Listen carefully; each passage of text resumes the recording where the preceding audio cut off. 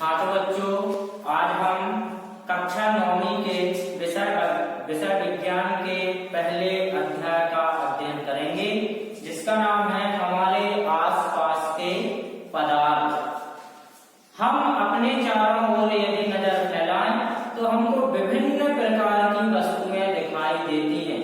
यदि हम अपने चारों ओर देखें तो यह चौक, ब्लैक बोर्ड, दीवारें हैं, कुर्सी, टेबल, पत्थर इत्यादि अनेक वस्तुएं दिखाई देती हैं। ये वस्तुएं जिस सामग्री से मिलकर के बनी होती हैं, उस सामग्री को वैज्ञानिकों ने पदार्थ नाम दिया है। अर्थात हमारे चारों ओर जितनी भी जो वस्तुएं हमको नजर आती हैं, वो समस्त वस्तुएं पदार्थों से मिलकर के बनी होती हैं। जिस हवा में हम रहते हैं, जो भोजन हम ग्रहण करते हैं, पानी की एक बूंद से लेकर रेत के एक कण को भी हम पदार्थ कहते हैं। जो पदार्थ होते हैं, पदार्थों की एक प्रमुख विशेषता होती है, प्रत्येक पदार्थ में द्रव्यमान स्थित होता है। जो यदि हम द्रव्यमान की बात करें तो द्रव्यमान से तात्पर्य है भार। प्रत्येक पदार्थ का भार होता है और प्रत्येक जो पदार्थ होता है, प्रत्येक पदार्थ में आयतन होता है। यदि हम बात करें आयतन की, तो आयतन से तात्पर्य है प्रत्येक वस्तु या फिर प्रत्येक पदार्थ जिस स्थान या फिर जितने स्थान को घेरती है, उस वस्तु का वह आयतन कहलाता है। जैसे कि यदि हम इस डस्टर की बात करें, तो यदि हम गोल का डस्टर रखें तो जो इस डस्टर के द्वारा जो स्थान घेरा जा रहा है, वह इस डस्टर का आयतन है। इस प्रकार से यदि हम डस्टर का आयतन देखें तो ये जो हमने लाइन खींची है, लाइन के अंदर वाला भाग, ये वाला भाग, इस भाग को हम आयतन कहेंगे और इस डस्टर का जो भार होगा, उस भार को हम द्रव्यमान कहेंगे। अब आता है, प्राचीन काल से ही मनुष्य अपने आसपास के वातावरण को जानने का प्रयास करता रहा है। भारत के कुछ प्राचीन विद्वानों ने पदार्थ को 5 मूल तत्वों में वर्गीकृत किया है। तो जो भारत के जो प्राचीन विद्वान थे, उन्होंने पदार्थ को 5 मूल तत्वों में वर्गीकृत किया था। वो 5 तत्व हैं।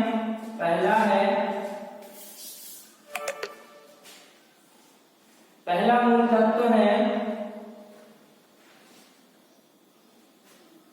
वायु, दूसरा पृथ्वी, तीसरा अग्नि, वायु, पृथ्वी, अग्नि, जल और 5वां है आकाश। इन 5 मूल तत्वों से पदार्थ का निर्माण होता है। वैज्ञानिकों ने जो पदार्थ हैं, पदार्थ को 2 गुणों के आधार पर वर्गीकृत किया है। एक तो होता है उनके भौतिक स्वरूप के आधार पर और दूसरा होता है रासायनिक गुणों के आधार पर। प्रत्येक पदार्थ जो होता है, प्रत्येक पदार्थ में कुछ भौतिक गुण होते हैं और कुछ रासायनिक गुण विद्यमान होते हैं। तो इस अध्याय के अंतर्गत हम भौतिक पदार्थ के भौतिक गुणों के बारे में अध्ययन करेंगे कि पदार्थों के कौन कौन से भौतिक गुण होते हैं। तो चलिए हम शुरू करते हैं, भौतिक गुणों को देखेंगे। यदि हम भौतिक गुणों की बात करें तो सबसे पहले आता है, पहला पॉइंट है पदार्थ का भौतिक स्वरूप।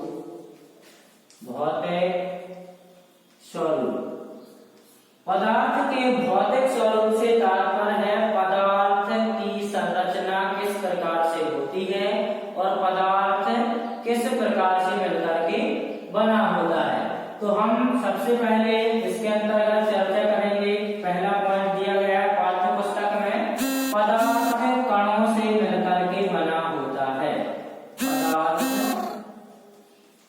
कणों से मिलकर बना होता है। आइए तो हम जानेंगे कि जो पदार्थ होते हैं, पदार्थ कणों से मिलकर के किस प्रकार से बनते हैं। यदि हम वैज्ञानिकों की बात करें तो वैज्ञानिकों के इस संदर्भ में दो मत थे। पहला मत था कि जो पदार्थ होते हैं, पदार्थ लकड़ी की तरह बने होते हैं। लकड़ी की तरह बने होने से तात्पर्य है जो पदार्थ होते हैं उनमें कण विद्यमान नहीं होते हैं, वो निरंतर क्रम में विन्यस्त होते हैं, जिस प्रकार से लकड़ी बनी होती है। और यदि हम दूसरे मत की बात करें तो दूसरा मत आया कि जो पदार्थ होते हैं, पदार्थ कणों से मिलकर के बने होते हैं। तो जो पदार्थ होते हैं वो कणों से मिलकर के बने होते हैं या फिर नहीं बने होते हैं, इसको स्पष्ट करने के लिए हम एक क्रियाकलाप करेंगे। तो क्रियाकलाप से तात्पर्य है कि हम इसको प्रैक्टिकल करके देखेंगे। तो सबसे पहले क्या करना है, 100 ml का बीकर लेना है। तो हम यहाँ पर एक संरचना बनाएंगे इस प्रकार से। बीकर कांच का होता है, एक कांच का होता है और बीकर अलग अलग आकार आकार का होता है। तो यहाँ पर हमको 1 लीटर का बीकर लेना है और उसमें उस बीकर को जल से आधा भर देना है। इस प्रकार से हम क्या करेंगे, जो बीकर लिया है हमने, बीकर को जल से भरना है, कितना, आधा। और जहां तक हमने जल से भरा है वहां पर हम एक निशान लगा देंगे इस प्रकार से। इस प्रकार से हम क्या करेंगे, निशान लगा देंगे। यहाँ पर जो बीकर होता है, बीकर में एक स्केल लगी होती है जिसमें अंक प्रदर्शित होते हैं। मान के चलो यहाँ पर जो स्केल है वहां पर पॉइंटिंग में संरचना दी गई है। यहाँ पर लिखा होगा 500 ml, क्योंकि ये जो हमने बीकर लिया है, जो बीकर लिया हमने 1 लीटर का लिया है, अर्थात 1000 ml का बीकर है। और इस बीकर को हमने आधा जल से भरा है, अर्थात जल कितना होगा, 500 ml। ml का मतलब होता है मिलीलीटर। तो 500 ml जल हम भर देंगे। उसके बाद क्या करना है, चीनी के कुछ दाने लेंगे। चीनी के दाने ले सकते हैं या फिर हम यहाँ पर लेंगे NaCl के कुछ दाने। NaCl को हम नमक बोलते हैं, नमक।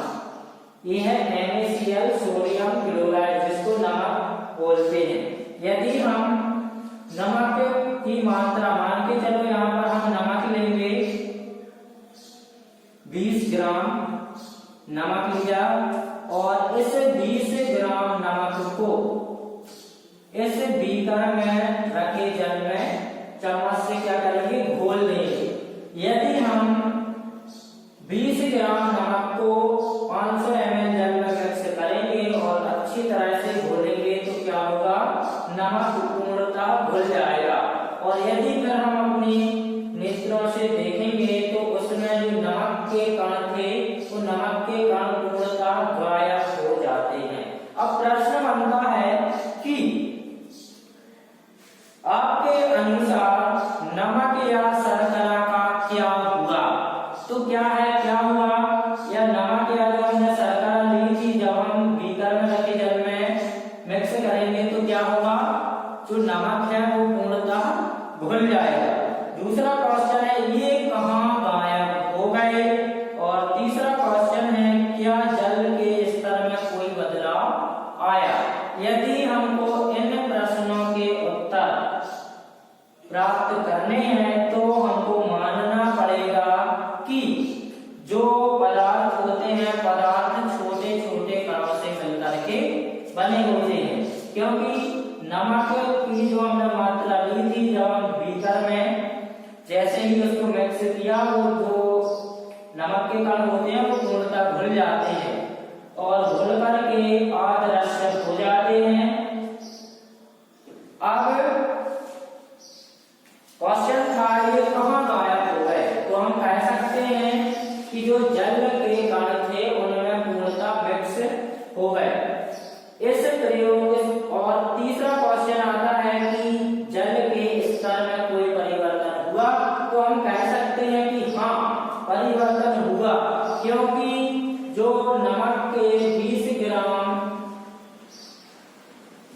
नमक जो हमने घोला था जब यह जल में मिक्स होता है तो जल के स्तर में परिवर्तन होता है। अर्थात अभी यहाँ पर 500 ml था, 500 ml के ऊपर जाएगा तो यहाँ पर हो जाएगा 5, यहाँ पर 0.20 ml के समथिंग स्तर पहुंच जाएगा। तो इससे स्पष्ट होता है कि जो पदार्थ होते हैं पदार्थ छोटे छोटे कणों से मिलकर के बने होते हैं। अब दूसरा पॉइंट आता है ये पदार्थ के ये कण कितने छोटे छोटे होते हैं। तो अब हम इस पर चर्चा करेंगे कि जो पदार्थ के कण होते हैं वो कितने छोटे छोटे होते हैं। तो पहले पॉइंट लिखते हैं, यहाँ पर लिखा था पदार्थ का भौतिक स्वरूप। और पदार्थ के भौतिक स्वरूप में अपन ने सबसे पहले फर्स्ट पॉइंट पढ़ा था कि पदार्थ कणों से मिलकर बना होता है। पदार्थ कणों से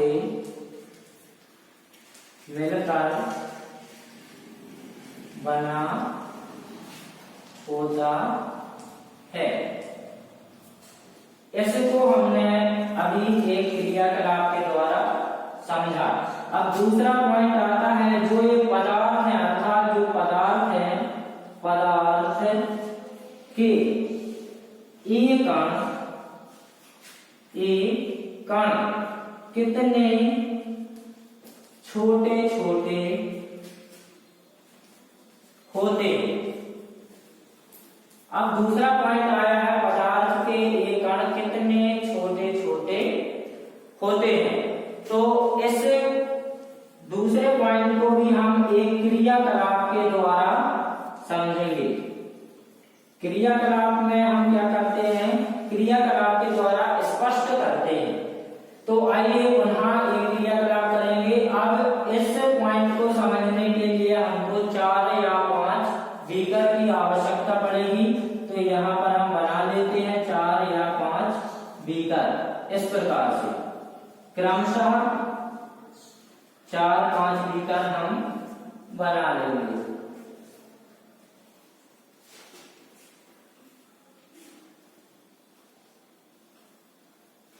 इस प्रकार से ये हो गया फर्स्ट बीकर, ये सेकंड, थर्ड, फोर्थ और एक और बना लेंगे।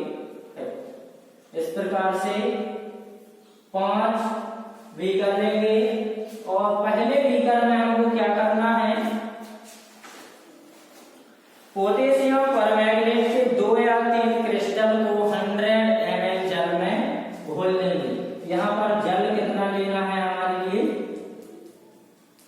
100 ml जल, 100 ml H2O की मात्रा लेंगे और पोटेशियम परमैंगनेट के 2 या 3 क्रिस्टल लेंगे। पोटेशियम परमैंगनेट की बात करें तो पोटेशियम परमैंगनेट का सूत्र है KMnO4। इसको बोलते हैं पोटेशियम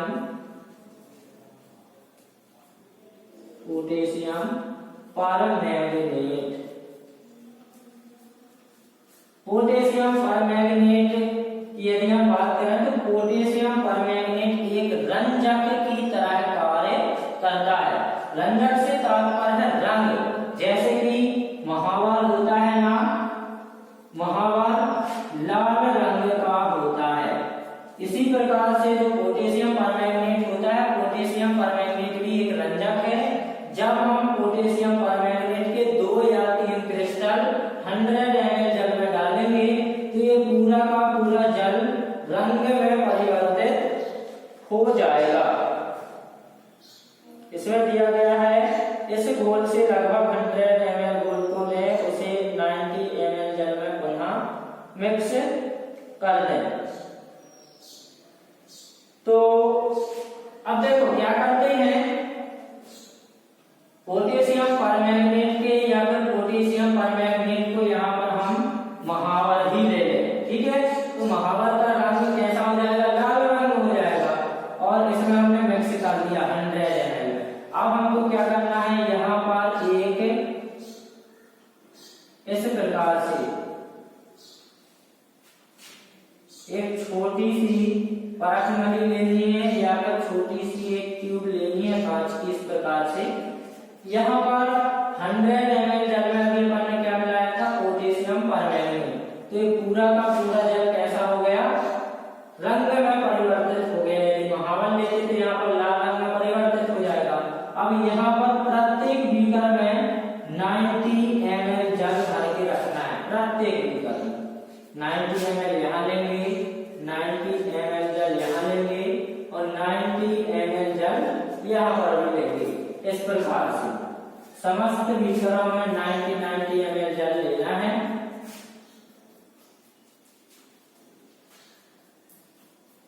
अब क्या करना है कि 90 ml जो जल हमने लिया है, देखो यहाँ पर था 100 ml जल प्लस पोटेशियम परमैंगनेट का घोल।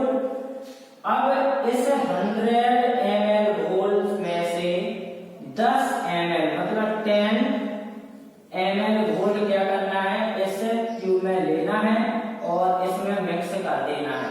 तो यहाँ पर 90 ml क्या है, जल और 10 ml क्या लेंगे, घोल। तो 90 ml प्लस 10 ml इक्वल हो जाएगा 100 ml। इस प्रकार से इस घोल को अपन ने 10 ml मिलाया और 90 ml जल, तो क्या होगा, यह वाला घोल इसमें घुल जाएगा। पुनः यही प्रोसेस अपनानी है, 10 ml पुनः इस घोल को लेंगे ट्यूब के द्वारा और इसमें मिक्स कर देंगे। तो 90 प्लस 10 100 ml हो जाएगा। फिर इसमें से 10 ml घोल लेना है और इसमें मिक्स करना है। फिर 10 ml घोल लेना है ट्यूब के द्वारा और इसमें मिक्स करना है। तो हम देखेंगे कि जो पहले वाला बीकर था, इस बीकर में उपस्थित जो घोल था वह अधिक रंगीन दिख रहा था। इसकी अपेक्षा इस बीकर में जो रंग की बात करें तो इस बीकर का जो जल का रंग है वो थोड़ा सा फीका पड़ा, मतलब थोड़ा सा कम रंग दिख रहा था। यह अधिक डार्क रहेगा, यह थोड़ा कम डार्क रहेगा। इसकी अपेक्षा इसमें और कम डार्क दिखेगा। क्रमशः जो रंग का डार्क है वो धीरे धीरे क्या होगा, धीरे धीरे घटता जाएगा। परंतु हम देखेंगे कि 100 ml में से 10 ml जल एक बीकर से दूसरे बीकर में घोल हम मिलाते हैं तो प्रत्येक बीकर में उपस्थित जो जल होता है वो रंगीन हो जाता है। इससे स्पष्ट होता है कि जो पदार्थ के कण होते हैं वो अत्यंत छोटे छोटे होते हैं। तो ये हो गया